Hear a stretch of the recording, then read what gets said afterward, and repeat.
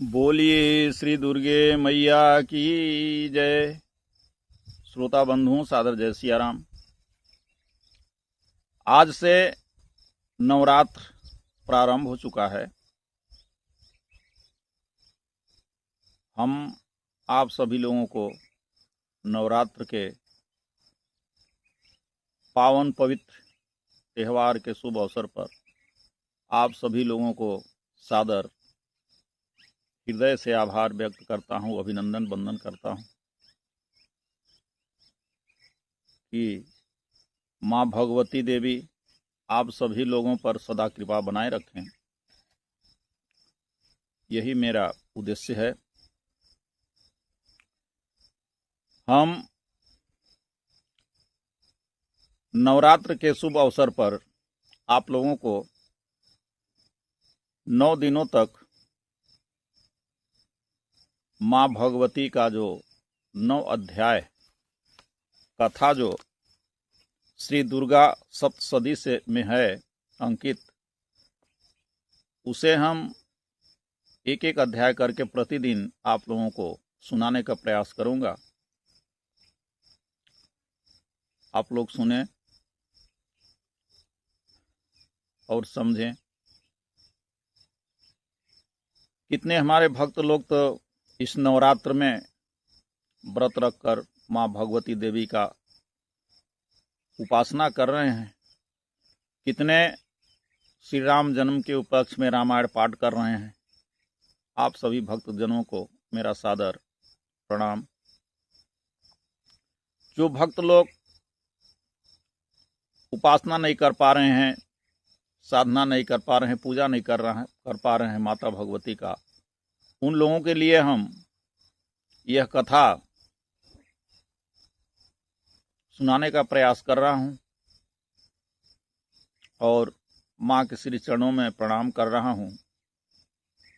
यह कथा सुनने वालों को के ऊपर सदा कृपा बनाए रखें और माँ हमारे ऊपर भी कृपा बनाए रखें, ताकि मैं आपकी कथा जनमानस के कल्याण के लिए सुना सकूं। आइए माँ के चरणों में प्रणाम करते हुए कथा प्रारंभ कर रहा हूं।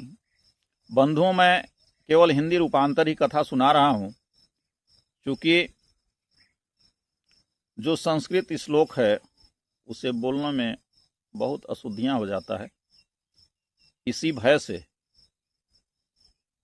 हम संस्कृत श्लोक नहीं सुना रहा हूं। इसके लिए आप सभी लोगों से क्षमा चाहता हूं। आप हिंदी रूपांतर हिंदी में ही सुने। जय माता दी। सर्वमंगल मांगल्ये शिवे सर्वार्थ साधिके शरणे त्र्यंबिके गौरी नारायणी नमस्तुते। ओम जयंती मंगला काली भद्रकाली कपालिनी दुर्गा क्षमा शिवा धात्री स्वाहा स्वधा नमस्तुते। या देवी सर्वभूतेषु विद्यारूपेण संस्थिता नमस्तस्यै नमस्तस्यै नमस्तस्यै नमो नमः। या देवी सर्वभूतेषु मातृरूपेण संस्थिता नमस्तस्यै नमस्तस्यै नमस्तस्यै नमो नमः। आइए कथा प्रारंभ करता हूं। श्री दुर्गा देव्यै नमः। अथ श्री दुर्गा सप्तशती प्रथमो अध्याय।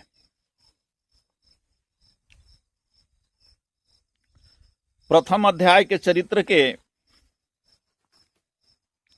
इसमें ब्रह्मा ऋषि हैं, महाकाली देवता हैं, गायत्री छंद, नंदा शक्ति हैं, रक्त दंडिका बीज हैं, अग्नि तत्व और ऋग्वेद स्वरूप हैं।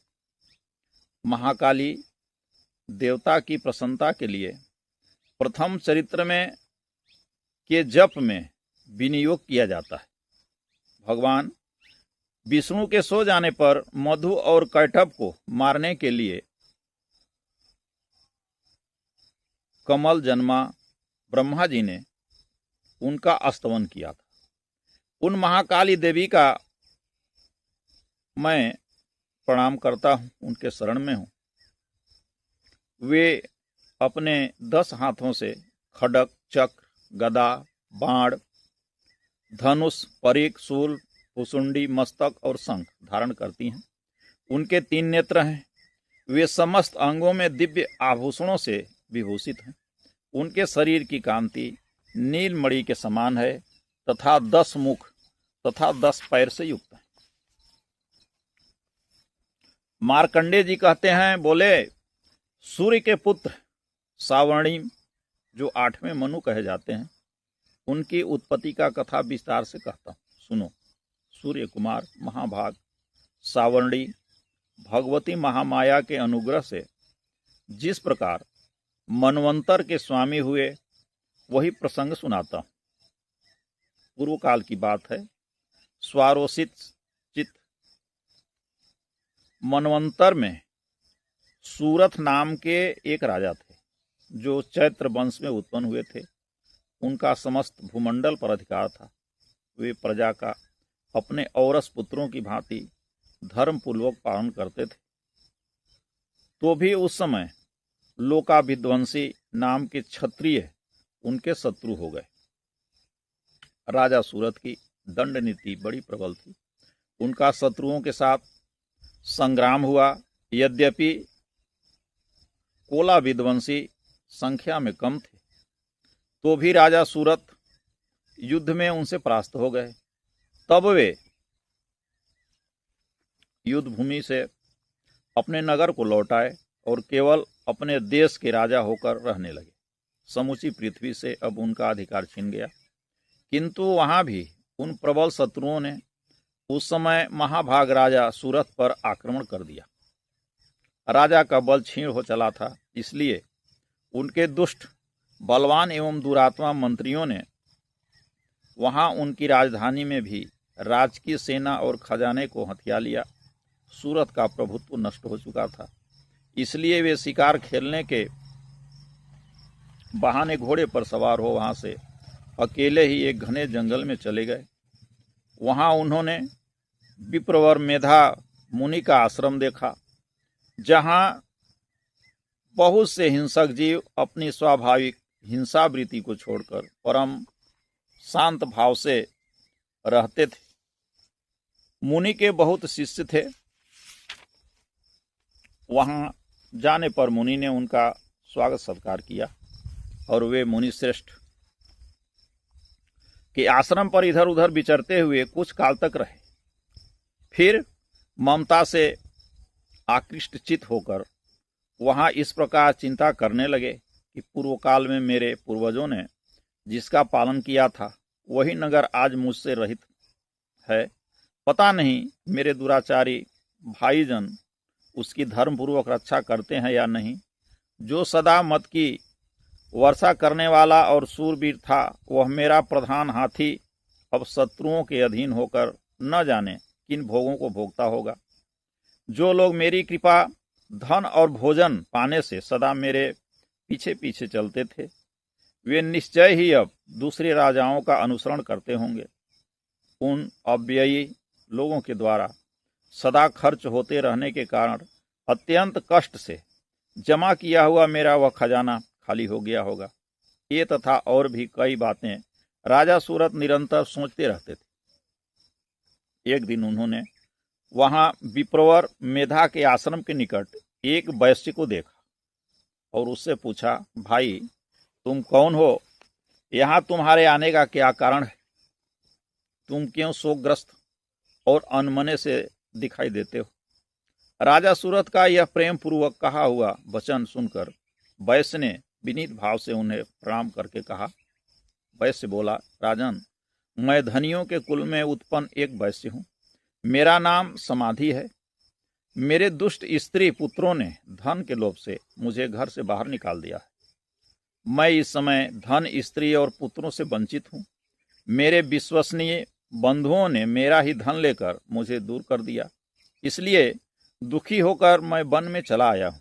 यहाँ रहकर मैं इस बात को नहीं जानता कि मेरे पुत्रों की, स्त्री की और स्वजनों की कुशल है या नहीं। इस समय घर में वे कुशल से रहते हैं अथवा उन्हें कोई कष्ट है। वे मेरे पुत्र कैसे हैं, क्या वे सदाचारी हैं अथवा दुराचारी हो गए होंगे। तब राजा ने कहा, जिन लोभी स्त्री पुत्र आदि ने धन के लोभ से तुम्हें घर से निकाल दिया, उनके प्रति तुम्हारे चित्त में इतना स्नेह क्यों है। वैश्य ने बोला, आप मेरे विषय में जैसे बात कहते हैं वह सब ठीक है, किंतु क्या करूं, मेरा मन निष्ठुरता नहीं धारण करता। जिन्होंने धन के लोभ में पड़कर पिता के प्रति स्नेह, पति के प्रति प्रेम तथा आत्मीय जन के प्रति अनुराग को तिलांजलि दे मुझे घर से निकाल दिया है, उन्हीं के प्रति मेरे हृदय में इतना स्नेह। महामते, गुणहीन बंधुओं के प्रति भी जो मेरा चित्त इस प्रकार प्रेम मग्न हो रहा है, यह क्या है, इस बात को मैं जानकर भी नहीं जान पाता। उनके लिए मैं लंबी सांसें ले रहा हूं और मेरा हृदय अत्यंत दुखित हो रहा है। उन लोगों में प्रेम का सर्वथा अभाव है, तो भी उनके प्रति जो मेरा मन निष्ठुर नहीं हो पाता, इसके लिए मैं क्या करूं। मार्कंडेय जी कहते हैं, ब्राह्मण, तदंतर राजाओं में श्रेष्ठ सुरथ और वह समाधि नामक वैश्य दोनों साथ साथ मेधा मुनि की सेवा में उपस्थित हुए और उनके साथ यथायोग न्यायाकुल विनय पूर्वक बर्ताव करके बैठे। तत्पश्चात वैश्य और राजा ने कुछ वार्तालाप प्रारंभ किया। राजा ने कहा, भगवान, मैं आपसे एक बात पूछना चाहता हूं, उसे आप बताने का कृपा करें। मेरा चित्त अपने अधीन न होने के कारण वह बात मेरे मन को बहुत दुखी देता है। जो राज्य मेरे हाथ से चला गया, उसमें और उसके संपूर्ण अंगों में मेरी ममता बनी हुई है। मुनि श्रेष्ठ, यह जानते हुए भी कि अब मेरा नहीं है, अज्ञानी की भांति मुझे उसके लिए दुख होता है। यह क्या है। इधर यह वैश्य भी घर से अपमानित होकर आया है, इसके पुत्र स्त्री और भाइयों ने इसका धन छीन लिया है, स्वजनों ने भी इसका परित्याग कर दिया है, तो भी यह उनके प्रति अत्यंत हार्दिक स्नेह रखता है। इस प्रकार यह तथा मैं दोनों ही बहुत दुखी हैं। जिसमें प्रत्यक्ष दोष देखा गया है, उस विषय के लिए भी हमारे मन में ममता जनित आकर्षण पैदा हो रहा है। महाभाग, हम दोनों समझदार हैं, तो भी हम में जो मोह पैदा हुआ है, यह क्या है। विवेक शून्य पुरुष की भांति मुझ में और इसमें भी यह मूढ़ता प्रत्यक्ष दिखाई देती है। ऋषि बोले, महाभाग, विषय मार्ग का ज्ञान सब जीवों को है, इसी प्रकार विषय भी सबके लिए अलग अलग है। कुछ प्राणी दिन में नहीं देखते और कुछ प्राणी रात को नहीं देखते, तथा कुछ जीव ऐसे हैं जो दिन और रात्रि में बराबर देखते हैं। यह ठीक है कि मनुष्य समझदार होते हैं, किंतु केवल वे ही ऐसे नहीं होते। पशु पक्षी तथा मृग आदि सभी प्राणी समझदार होते हैं। मनुष्यों की समझ भी वैसी ही होती है जैसी उन मृग और पक्षियों की होती है, तथा जैसी मनुष्यों की होती है वैसे ही उन मृग पक्षी आदि की होती है, तथा अन्य बातें भी प्रायः दोनों में समान ही है। समझ होने पर भी इन पक्षियों को भी तो देखो, ये स्वयं भूख से पीड़ित होते हुए भी मोहवश बच्चों की चोंच में कितने चावल के कण के दाने डाल रहे हैं। नरश्रेष्ठ, क्या तुम नहीं देखते कि ये मनुष्य समझदार होते हुए भी लोभवश अपने किए हुए उपकार का बदला पाने के लिए पुत्रों की अभिलाषा करते हैं।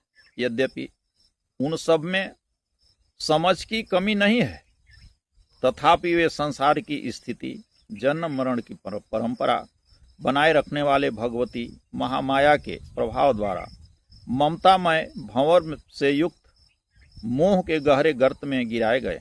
इसलिए इसमें आश्चर्य नहीं करना चाहिए। जगदीश्वर भगवान विष्णु की योग निद्रा रूपा जो भगवती महामाया है, उन्हें से यह जगत मोहित हो रहा है। वे भगवती महामाया देवी ज्ञानियों के भी चित्त को बलपूर्वक खींचकर मोह में डाल देती है। वे भी इस संपूर्ण जगत चराचर जगत की सृष्टि करती है तथा वे ही प्रसन्न होने पर मनुष्यों की मुक्ति के लिए वरदान देती है। वे ही पराविद्या, संसार बंधन और मोक्ष की हेतुभूता सनातन देवी तथा संपूर्ण ईश्वरों को भी अधीश्वरी है। राजा ने पूछा, भगवान, जिन्हें आप महामाया कहते हैं वे देवी कौन हैं? ब्राह्मण, उनका आविर्भाव कैसे हुआ तथा उनके चरित्र कौन कौन से हैं?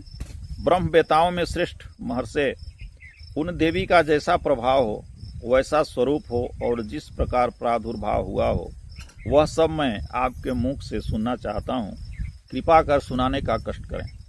ऋषि बोले, राजन, वास्तव में तो वे देवी नित्य स्वरूपा ही है। संपूर्ण जगत उन्हीं का रूप है तथा उन्होंने समस्त विश्व को व्याप्त कर रखा है। तथापि उनका प्राकट्य अनेक प्रकार से होता है। वह मुझसे सुनो, यद्यपि वे नित्य और अजन्मा है, तथापि जब देवताओं का कार्य सिद्ध करने के लिए प्रकट होती हैं, उस समय लोक में उत्पन्न हुई कहलाती है। कल्प के अंत में जब संपूर्ण जगत एकार वर्ण में निमग्न हो रहा था और सबके प्रभु भगवान विष्णु शेषनाग की सैया बिछाकर योग निद्रा का आश्रय ले सो रहे थे, उस समय उनके कानों के मैल से दो भयंकर असुर उत्पन्न हुए, जो मधु और कैठब के नाम से विख्यात थे। वे दोनों ब्रह्मा जी का वध करने को तैयार हो गए। भगवान विष्णु की नाभि कमल में विराजमान प्रजापति ब्रह्मा जी ने जब उन दोनों भयानक असुरों को अपने पास आया और भगवान को सोया हुआ देखा, तब एकाग्रचित होकर उन्होंने भगवान विष्णु को जगाने के लिए उनके नेत्रों में निवास करने वाली योग निद्रा का स्तवन आरंभ किया, जो इस विश्व की अधीश्वरी, जगत को धारण करने वाली, संसार का पालन और संहार करने वाली तथा तेज स्वरूप भगवती विष्णु की अनुपम शक्ति है। उन्हीं भगवती निद्रा देवी भगवान ब्रह्मा स्तुति करने लगे। ब्रह्मा जी ने कहा, हे देवी, तुम्ही स्वाहा, तुम्ही स्वधा, तुम्ही स्वर भी तुम्हारे ही स्वरूप हैं। तुम्ही जीवन दायिनी सुधा हो, नित्य अक्षर, प्रणव में अकार, उकार, मकार, इन तीन मात्राओं के रूप में तुम ही स्थित हो तथा इन तीन मात्राओं के अतिरिक्त जो बिंदु रूपा नित्य अर्ध मात्रा है, जिसका विशेष रूप से उच्चारण नहीं किया जा सकता, वह भी तुम ही हो। देवी, तुम ही संध्या, सावित्री तथा परम जननी हो। देवी, तुम ही इस विश्व ब्रह्मांड को धारण करती हो। तुमसे ही इस जगत की सृष्टि होती है, तुम्ही से इसका पालन होता है और सदा तुम ही कल्प के अंत में सबको अपना ग्रास बना लेती हो। जगन्मयी देवी, इस जगत की उत्पत्ति के समय तुम सृष्टि रूपा हो, पालन काल में स्थिति रूपा हो तथा कल्पांत के समय संहार रूप धारण करने वाली हो। तुम ही महाविद्या, महामाया, महामेधा, महास्मृति, महामोह रूपा महादेवी और महासूरी हो। तुम ही तीनों गुणों को उत्पन्न करने वाली सबकी प्रकृति हो। भयंकर काल रात्रि, महारात्रि और मोहरात्रि भी तुम ही हो। तुम ही श्री, तुम ही ईश्वरी, तुम ही हिरी और तुम ही बोध स्वरूपा बुद्धि हो। लज्जा, पुष्टि, तुष्टि, शांति और क्षमा भी तुम ही हो। तुम खड्डक धारणी, शूल धारणी, घोर रूपा तथा गदा, चक्र, शंख और धनुष धारण करने वाली हो। बाण, भुसुंडी और परिख, ये भी तुम्हारे ही अस्त्र शस्त्र हैं। तुम सौम्य और सौम्यतर हो। इतना ही नहीं, जितने भी सौम्य एवं सुंदर पदार्थ हैं, उन सब की अपेक्षा तुम अत्यंत सुंदरी हो। पर और अपर, सबसे परे रहने वाली परमेश्वरी तुम ही हो। सर्वस्वरूपे देवी, कहीं भी सत असत रूप जो कुछ वस्तुएं हैं और उन सब की जो शक्ति है, वह तुम ही हो। ऐसी अवस्था में तुम्हारी यह स्तुति क्या हो सकती है, जो इन जगत की सृष्टि, पालन और संहार करते हैं। उन भगवान को भी जब तुमने निद्रा के अधीन कर दिया है, तब तुम्हारी स्तुति करने में यहाँ कौन समर्थ हो सकता है। तुमको, भगवान शंकर को, मुझको, भगवान शंकर को तथा भगवान विष्णु को भी तुमने ही शरीर धारण करवाया है।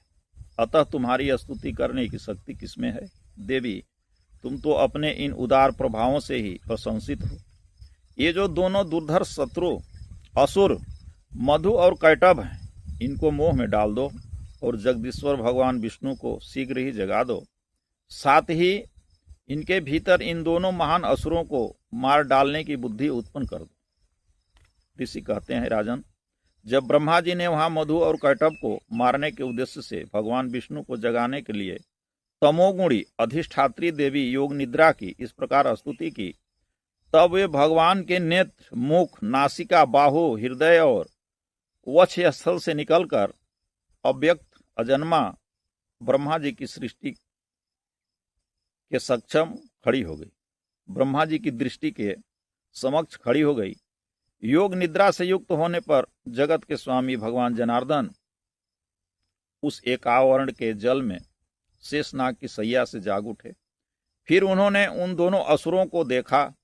वे दुरात्मा मधु और कैटभ अत्यंत बलवान तथा पराक्रमी थे और क्रोध से लाल आंखें किए ब्रह्मा जी को खा जाने के लिए युद्धोग कर रहे थे।